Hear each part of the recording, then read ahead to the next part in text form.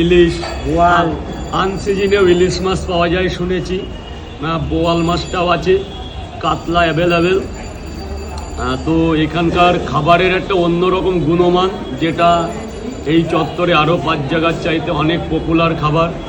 তো এখানে একবার যে খেয়েছে সে সুনাম ঘুরে আসে এবং সুনাম করে।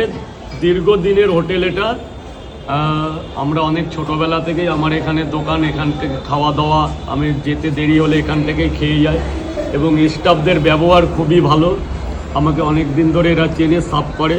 এবার শুধু রুই কাতলা বলতে না, অনেক রকম বিভিন্ন রকমের মাছ আছে এবং চাইলে আপনারা নিরামিষ খাবারও খেতে পারেন। 70 টাকার মধ্যে এখানে নিরামিষ খাবার পাওয়া যাচ্ছে।